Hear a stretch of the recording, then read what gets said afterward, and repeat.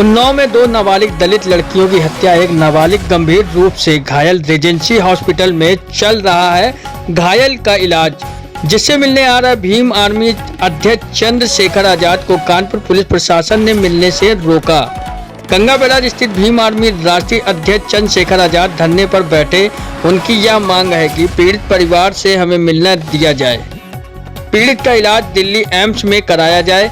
जब तक हमें मिलने नहीं दिया जाएगा तब तक ऐसे ही हम कानपुर के गंगा बैराज में ऐसे ही धरने पर बैठे रहेंगे। अगर पुलिस प्रशासन या योगी सरकार हमारी मांगों को नहीं मानती है तब तक हम ऐसे ही धरने पर बैठे रहेंगे। वहीं भीम आर्मी राष्ट्रीय अध्यक्ष ने यह भी कहा कि आने वाले आगामी चुनाव में हमारी नई पार्टी आजाद समाज पार्टी पूरे उत्तर प्रदेश में जगह जगह चुनाव लड़ेगी और बूथ स्तर पर अपनी पार्टी को मजबूत करेगी।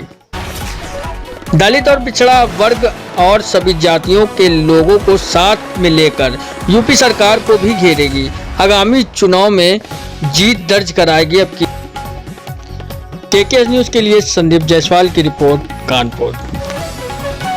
देखिए, अपराधियों को तो नहीं रोक पा रहे ना अपराध को रोक पा रहे हैं। तो अगर कोई पीड़ितों से मिलने आ रहा है उनकी बात सुनने के लिए, और बेसिकली जनप्रतिनिधि हो या कोई नेता हो या कोई समाज सेवी, उसकी जिम्मेदारी तो यही है कि वो जनता की आवाज़ को उठाए।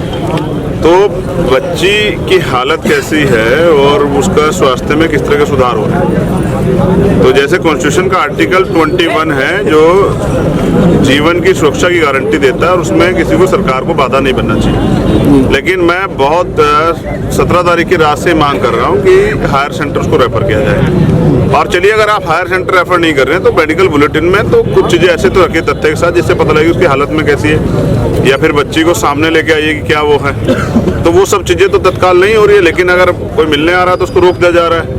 तो ठीक है, खैर ये लोकतांत्रिक भूमिका है, हम अपना काम कर रहे हैं, पुलिस और सरकार अपनी ड्यूटी कर रही है। तो जब तक आपको जाने नहीं दिया, मिलने नहीं दिया जाएगा, तो मैं यहाँ मच्छरों के बीच जो है आराम से अपने आंदोलन को करते रहेंगे। और बड़ा अच्छा है, यहाँ देखिए काफी बड़े पैमाने पे मच्छर भी हमारे सहयोग में यहाँ हैं, क्योंकि हम सब लोग अच्छी लड़ाई लड़ रहे हैं। तो आप और हम लोग ऐसे ही न्याय चाहते हैं और मैं यही उम्मीद करता हूँ प्रशासन और सरकार के लोगों से कि वो कुछ ठोस कदम उठाएं जिससे उत्तर प्रदेश में बहन बेटियां सुरक्षित रहें, क्योंकि अभी तो हालात बहुत बुरे हैं। वो कहना पड़ेगा, थोड़ा सा कड़वा है कि आग लगी हुई है, इसके जद में किसी का घर भी आ सकता है और कोई इससे अछूता नहीं रहेगा। तो इसलिए हमें इस पर ठोस कदम और एक सभ्य समाज की तरफ हमको बढ़ना चाहिए जिसमें बहन बेटियों को अत्याचार ना हो। लेकिन उस पर सरकार कोई ठोस कदम नहीं उठा रही है। जो उठा रही है वो हवाई दावे हैं, उनमें कोई वजन नहीं है। अगर होता तो ये घटनाएं लगातार नहीं बढ़ती। तो आगे के चुनाव के लिए क्या तैयारियां आपकी? तो ये आप पीछे तक जो देख रहे हैं ये उसी तैयारी का हिस्सा है कि हमारा चुनाव रणनीति वो ये है कि वंचित वर्ग के लोगों की सुरक्षा करें और उनके अधिकारों की रक्षा करें और उनकी सुरक्षा करें और उनको उनके अधिकार दिलाएं।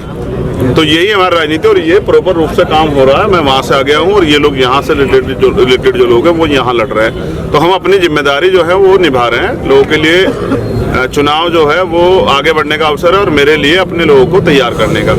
तो ये जो फैक्ट्री मैंने लगाया आजाद समाज पार्टी नाम की, इसमें तमाम तरह के जो हैं नेता तैयार हो रहे हैं। और जब ये नेता, जो ग्राउंड वाले नेता जब तैयार हो जाएंगे तो इन्हें किसी चंद्रशेखर की जरूरत नहीं पड़ेगी। तो ये अपनी लड़ाई स्वयं लड़ेंगे। तो आप देखिए कि हमारे फैक्ट्री में सभी जाति धर्मों के नेता तैयार हो रहे हैं और यही जो है आने वाले कल में उत्तर प्रदेश की सत्ता में आ जाएंगे। और जब ये सत्ता में आएंगे तभी जो है समता मूलक समाज की स्थापना होगी। समता, समानता, बंधुत्व, भाईचारे पे आधारित जो है सरकारें आएंगी और सब लोगों को तमाम तरह की सुविधाएं मिलेंगी जो जनता को मिलनी चाहिए।